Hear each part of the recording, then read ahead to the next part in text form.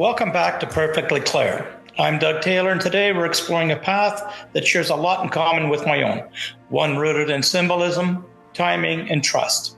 I'm joined today by Jacqueline as a skilled astrologer and longtime guide in this field. Like clairvoyance or mediumship, astrology offers a lens through which people can connect more deeply with themselves, their experiences, and the larger forces at play. Today we're going to talk about how Jacqui found her way into this work, what it offers in our modern world, and how astrology continues to evolve as both a craft and a spiritual tool.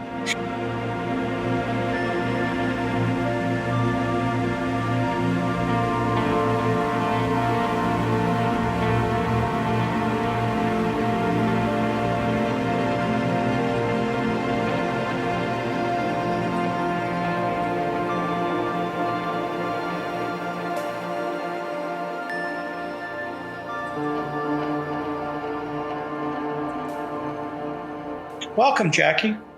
Hi, Doug. Nice to be here. Well, Jacqui, let's talk a little bit about your journey into astrology. Okay. What inspired you to pursue astrology, and was there a moment that pulled you in? Well, my mother was into astrology, and when I was a child, she was always getting my horoscopes, and I already had, I think, a connection with things. When my aunt passed, I definitely had a connection with her when I was 9. So this astrology thing was just something I kept doing. And as I grew to be a teen, I became more and more curious about it. It wasn't just a horoscope in a book or in a paper. I wanted to know more, and I wanted to be able to see how it related to other people and, how it fit into their life and character. And afterwards, did you study formally, or you just taught yourself through books and experience? I actually taught myself through books and experience. So that was 50 years ago. So, I've been reading a lot on it. But I actually didn't take formal classes in that. Oh, I read a lot of books. I'll bet.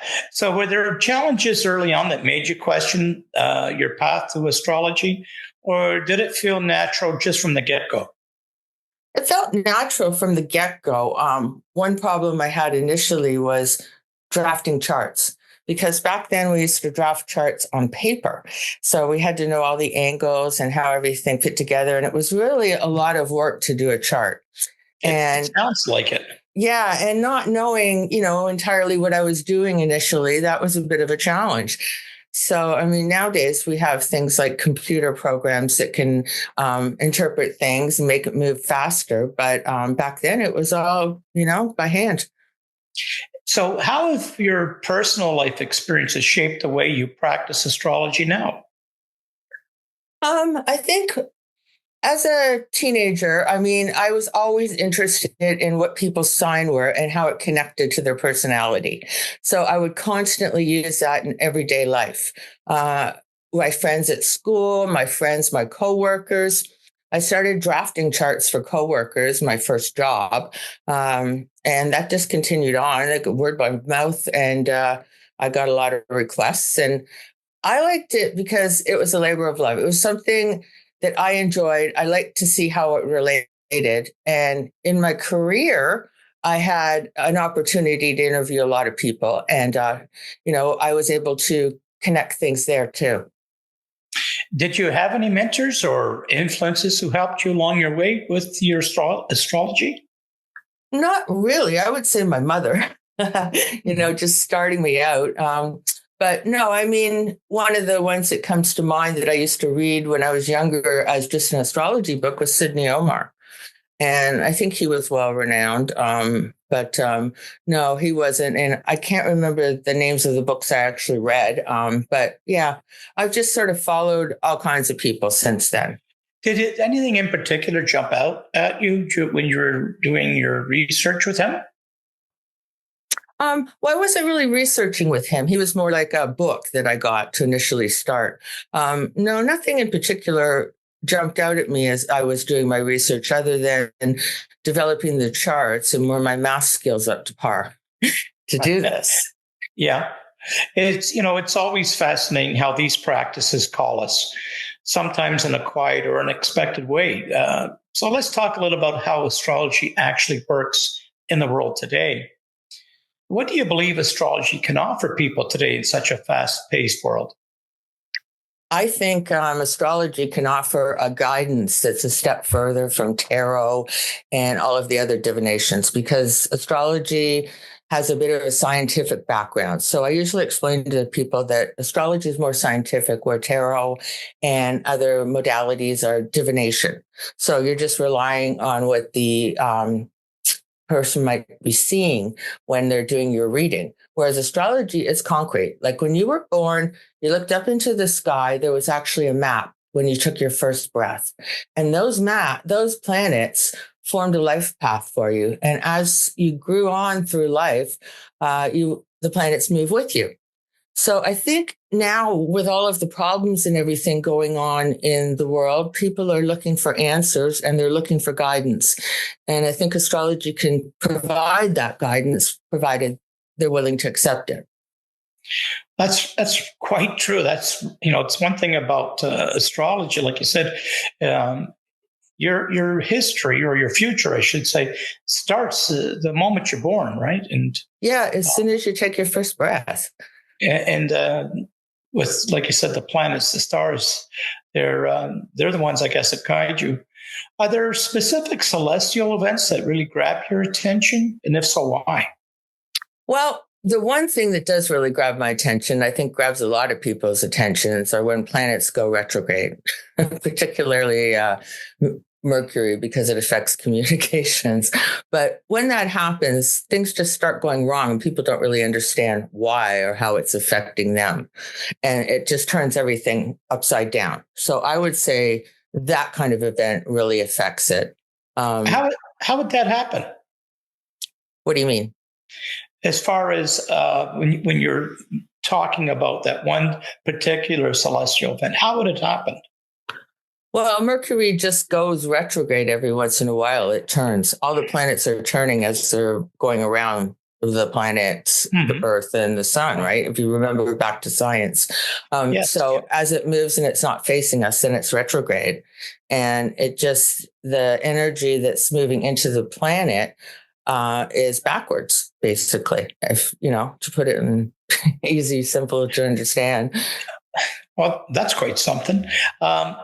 How do you personally use astrology day to day? Is it something you apply in your own life as well as your work with others?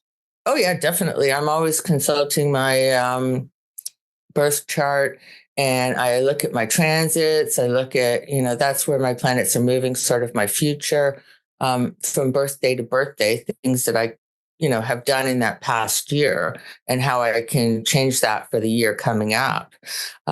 Things like that. I'm always on the site. I look and see where everything is in the morning and how that's going to affect me on that day, how I have relationships with coworkers and friends that are willing to give me the information, why we're connected, and to talk about it. I gave you a chart, Doug. What did you think of that?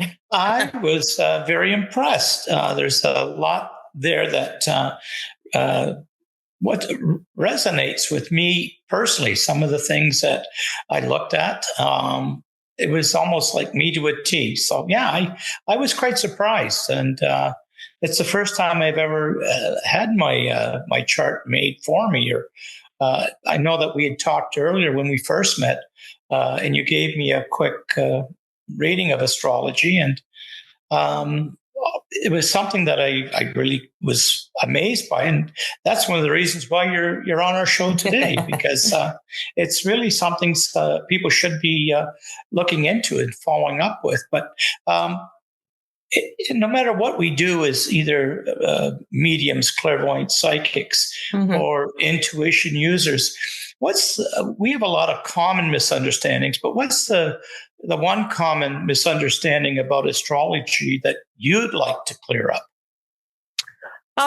It's not really a misunderstanding. I guess it's just not understanding. I think that people think that their horoscope or their astrology is just their planet that they see in the paper. So if you're a Leo, it says Leo for this day. If you're a Virgo, it says Virgo for this day. Whereas what actually happens is you have all kinds of planets that were there when you were born, and each one affects you in some sort of way. So there's the main ones are the big three are the moon and your rising sign. So the rising sign is how people see you when the sun was rising when you were born. So even though you may be a Virgo, your rising sign may be Leo. And people would be looking at you and thinking, oh, you're a Leo, but you're not really a Leo, you're a Virgo. And they get a little puzzled afterwards. But sometimes it connects and, it's the same sort of thing and it doesn't make a difference. And then there's the moon, and that's your, how you're dealing with emotions. Okay. It's, if you're Pisces, you would keep a lot of your emotions secret and put up inside yourself. You wouldn't be releasing that easily. Okay, it would affect you more so than it would affect somebody like an Aries that would just brush it off and, move head forward into something else. But that's one thing there. But there's also your Mercury, your Venus, your Mars, your Neptune, your Pluto. There's all of those planets too. And they're all making you too. So as you can see, the moment you were born, unless somebody was born in the same place at the same time, even twins are a few seconds or minutes apart usually. But then that's your plan, and it's going to be different from somebody else's. So you can't simply read Virgo, and that's my horoscope for the day. Sometimes it might work, but a lot of times it doesn't. And, a lot of people brush it off and say, oh, there's no truth to that. So basically, I'd like to clear that up. Yeah, they're looking at one thing. I think if you've got any interest at all in it, you should actually go see or talk to a professional astrologer. They're not going to charge you right away. Ask what they can do for you and ask them to explain. Can you share a moment where astrology made a difference in someone's life? Well, I can share a few moments where it has. As you know, I do other things too. So I'll be giving somebody a reading and I'll be doing the tarot on them, let's say, or just a psychic reading. So we go through that and it may be something that they don't really want to accept. That's happened a few times. And I'm the type of person that will tell you, I'm not going to tell you something that scares you, but I'll be honest with you. I'm a straight shooter. And, anyway, a couple of times that's happened. And I said, okay, well, let's look at astrology because this is actually more scientific. This is more concrete. What is this telling us? And they're just amazed when they look at the chart and see how that's affected them. Looking at transits and saying, well, during this next period coming up, this is going to affect you this way. And that just kind of cements what I had been telling them. And it's absolutely amazing to see how my psychic reading, the astrology and the tarot also, and then I'll do an oracle. They all seem to go up to the same message. Wow. And the client gets it. And I think that the astrology is more concrete. So it enforces it. And this has happened a few times. One with a lady that I think was suicidal. And I spent a lot of time with her. And I was able to make her understand that that wasn't the end, that, look at this, we can move forward from here. And this is what you've got to look forward to. Very, very good. Do you think astrology is more of an art, a science, or is it a bit of both? Oh, it's a bit of both, for sure. It's science, although not all of the scientific community wants to accept it as science. Will accept the planets, but they won't accept necessarily what the energy is telling you. But it is that. And it's also an art form in how you relate it to somebody. Okay. So what you choose to relate to them or direct them to, and also how it relates. And, whether they want just kind of sizing up your client and just seeing, where are we going from here? So that's definitely an art form. And how do you balance intuition with technical skill in your work? I think like what I was saying earlier, I kind of put them together. I trust my intuition 100%. So I will go with that right away.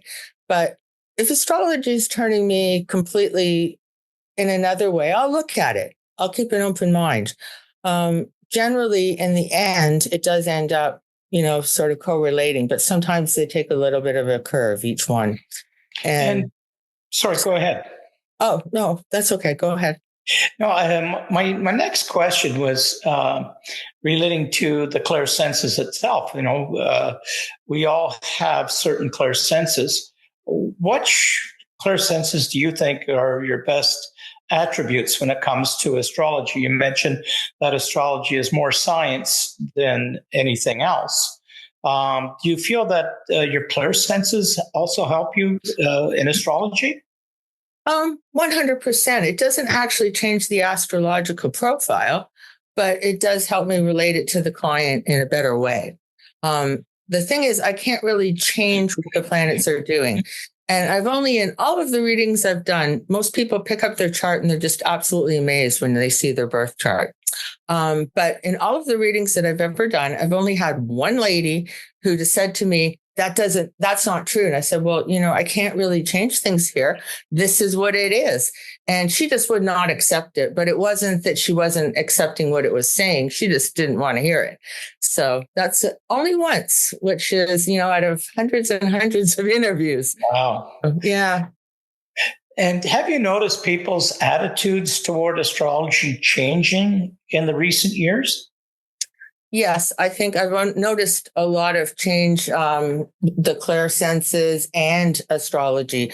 People are looking for something. They're, with all of, as I was saying, what's going on in the world, people want reassurances and, they don't know which way to turn and they're looking for something. So, usually they'll come to us when they're at the end of their rope, which is something I really love that I can actually help them at that point.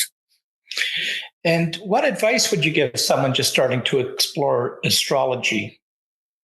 I would suggest that they get their birth chart done first, and then discuss it with an actual astrologer. Find out what each planet means and how it relates to them. And I think, as I said, most people are amazed when they look at it. You said you were interested when you got it. Yeah, most definitely. The chart, like when I do a chart, it's 20 to 25 pages. So it's a lot of information that you're getting. I noticed that when you sent me mine. Yeah. And people will say, oh my God, there's a lot of reading. Well, then if I add transits, another 20 pages and so on and so on. So I just, I start with the birth chart. But if they've already had that done, I'll say, well, how are you applying that in your life? And what do you expect to gain from a reading? Wow. So how would you, if someone was to meet you one-on-one, and you knew what their birth was, could you give them any information prior to doing a chart? Give them any information? I would only give them any information that I got from my intuition because I don't know. It's more of like I don't know what their birth chart is, so I can't see what the astrological profile is. I see. So it would be my intuition. What do I think they are? But then, as I was telling you before, there's that tricky rising sign that's saying, well, there's something else. They're not really that. And how is the digital age with apps and online charts, social media, how's that changed your relationship to the practice? It's bad and it's good. I mean, it's excellent for professional astrologers because they don't have to actually draft out these charts from hand and it saves hours and hours of time. That way they can offer more to their clients. Where it's negative is that, people are putting it on the internet and they're putting out there stuff that isn't true. Okay. They're not explaining why they're saying what they're saying, and they just throw it out there and there's no censorship. So I think that's a big problem for all of the clairsenses and astrology. And so what's in store for you in the near future with astrology?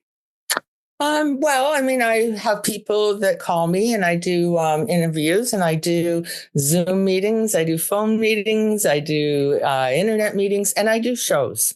I do fairs because I like to get out there and meet new people. And I like to actually, when I can talk one-on-one to a person. And a lot of people don't want that. But I mean, if I can, it just adds that extra element. And how many charts would you do a year roughly? Like, are you constantly busy with astrology, with people wanting to know what's in the stars for them? At the moment, I'm not constantly busy. It takes, I get more requests when things go Mercury, when things are retrograde. So, I mean, things are going wrong with people's lives. I call in but no, I get, a lot of people don't know anything about astrology, so they haven't actually tried to get a hold of me. So, I mean, I do have some open time, but I'm fairly busy. If people wanted to know more about astrology, how could they reach out to you? Oh, okay. Well, they could contact me. I'm available on social media, both Instagram and Facebook, mostly Instagram, because I think the people are turning towards that. But us oldies, we want to go for the Facebook. So I do a bit on that too. And then I have my website. So my website is That Would Be Telling Tarot. And you can just search that put www.thatwouldbetellingtarot.com. Or like I said, search That Would Be Telling Tarot on Instagram or on Facebook. It's always powerful to sit down with someone who's just not practicing something, but really living it. Listening to Jacqui today reminded me that whether we're reading palms, pulling tarot cards, or studying the skies, what we're really doing is finding meaning. And meaning is something everyone deserves to access. Thank you, Jacqui, for joining me and sharing so much insight. Oh, you're so welcome. I hope sometime you ask me back because there's so much more to tell. I'm sure we will. In our next episode, we'll be exploring another tool for connecting with the unseen. So stay tuned for that. Thanks for spending this time with me today. If something in today's conversation resonated with you, I'd love for you to join me again. This podcast is about sharing what's real from lived experience, not performance.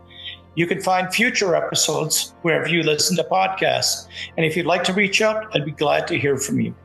Until next time, stay open, stay curious, and trust what you feel.